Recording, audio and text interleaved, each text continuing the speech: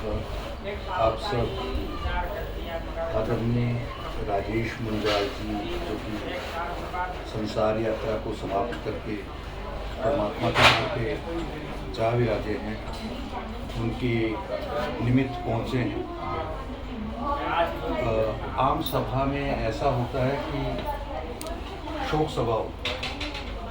ये आम सभा इसलिए नहीं है क्योंकि इन्होंने आम काम नहीं किया। अपने जाने के दौर से पहले जो काम किए वो अच्छे मानवता के काम किए, लेकिन बाद में भी अपनी देह को वो मानवता को समर्पित कर दिया। मैं अपने और अपनी समिति के बारे में थोड़ा सा बताना चाहूँगा। मेरा नाम प्रोफेसर कुलविंदर सिंह है और दधीची देहदान समिति के साथ हम पिछले 10 सालों से जुड़े हैं। दधीची देहदान समिति क्या कार्य करती है तो थोड़ा सा अगर बता दूँ तो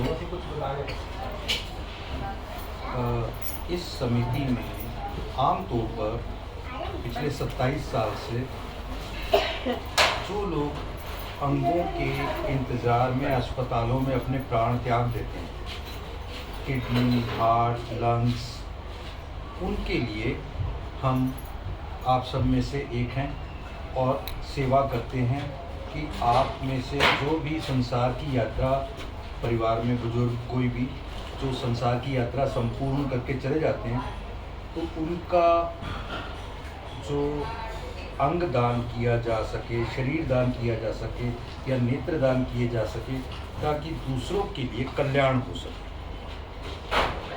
आपको जानने के लिए ये कुछ विशेष लगेगा कि एक व्यक्ति अगर नेत्रदान करता है तो वो कम से कम 2 और ज़्यादा से ज़्यादा 8 लोगों के संसार को रोशन कर देता है। एक व्यक्ति जो जन्म से अंधा है, जिसने ज़िंदगी में जीवन में रोशनी देखी नहीं, वो भी नेत्रदान कर सकता है और उसके नेत्रदान से भी कईयों को रोशनी प्राप्त हो सकती है। इसका साइंटिफिक रीज़न ये है कि हमारा आँख का ये जो नज़र आता है ढीला, ये दान नहीं होता। इसके पीछे कॉर्निया होता है और कॉर्निया की 8 लेयर्स होती हैं। उन लेयर्स को दान किया जाता है। आँख बिल्कुल एज इट इज़ रहती है। वो लेयर्स जो होती हैं उनमें से कोई एक लेयर किसी की खराब होती है, वो बदल दी जाती है।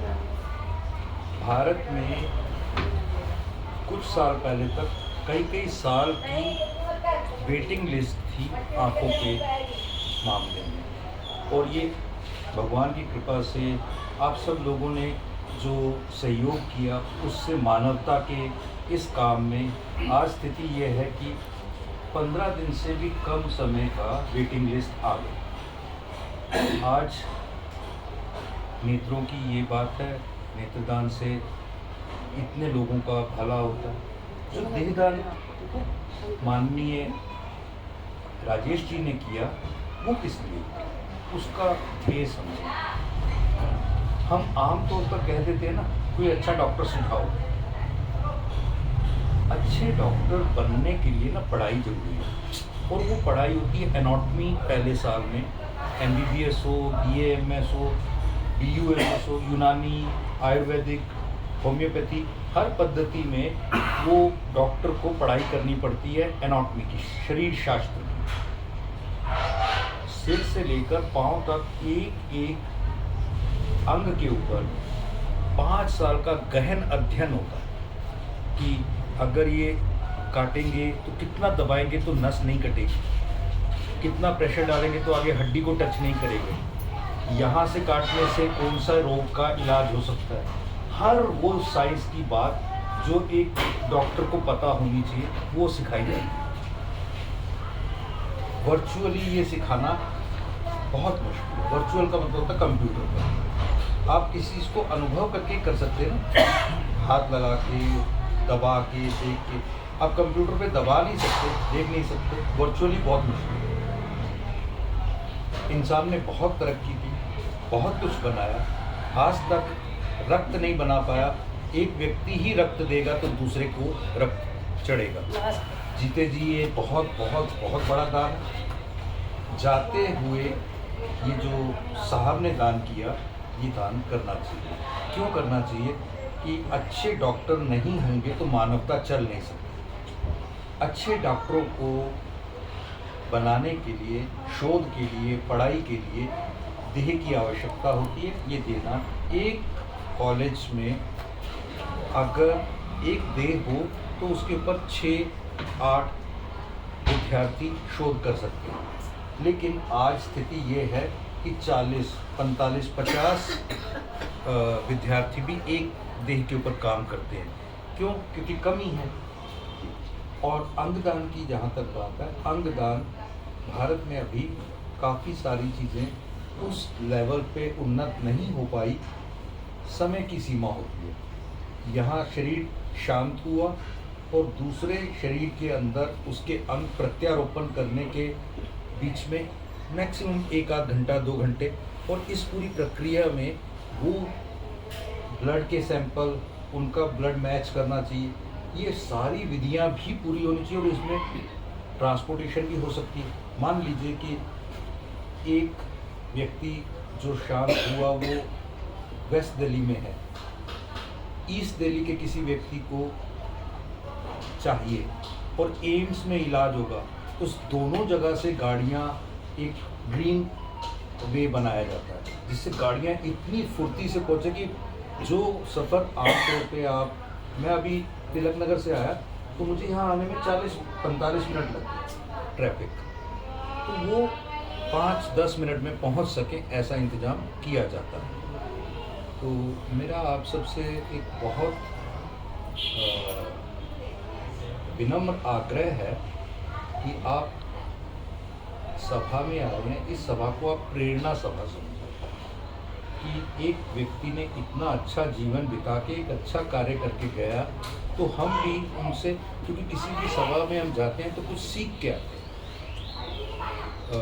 आदरणीय सरिता भाटिया जी हमारे साथ आए हैं, राजकुमार जी हमारे साथ आए हैं, तो ये जो ददीची देहदान समिति का स्टॉल इन्होंने यहाँ लगा रखा है, उसका फ़ायदा ये है कि आप सब यदि ऐसा महसूस करते हैं कि ये शरीर जो है मिट्टी है और इसने एक समय के बाद मिट्टी हो ही जाना है, तो इसे दफना के, जला के हम व्यर्थ ना करें, प्रभु के बंदों के काम आए।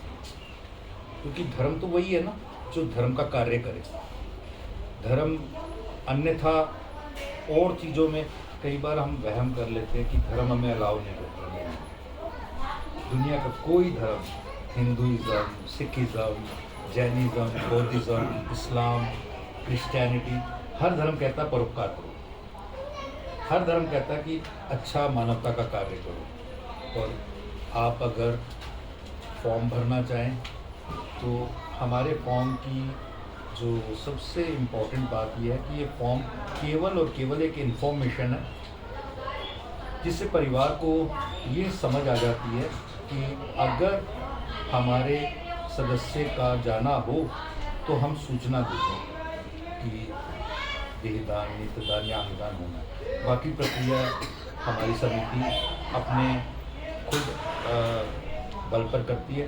और अच्छी बात यह है कि हमारी समिति में कोई भी एक व्यक्ति भी पेड नहीं। जैसे प्रोफेसर था, अब अपना बिजनेस कारोबार है, मैम का अपना कारोबार है, सर का रिटायर्ड ऑफिसर है, तो ऐसा सबके अपने अपने हमारे बिजनेस हैं, कारोबार है।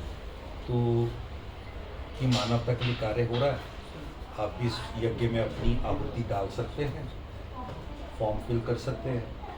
अगर फॉर्म लेके जाना चाहें विचार करने के लिए तो लेके भी जा सकते हैं, उसकी फ़ोटो स्टेट भी करा सकते हैं। अगर 2-3-4 मेंबर्स ने, किसी ने करने हैं, आपके इस पूरे उत्तर नगर वेस्ट दिल्ली को सरिता भाटिया जी देखती हैं, तो आप इनसे संपर्क कर सकते हैं। रितु जी उन्हें जानती हैं। तो मैं इस शोक की घड़ी में, मैं शोक से ज़्यादा प्रेरणा की घड़ी कहूँगा, क्योंकि जाना तो सब ने, हम में से भी सभी ने जाना है। लेकिन हम इतना प्रेरणा दे पाएँगे समाज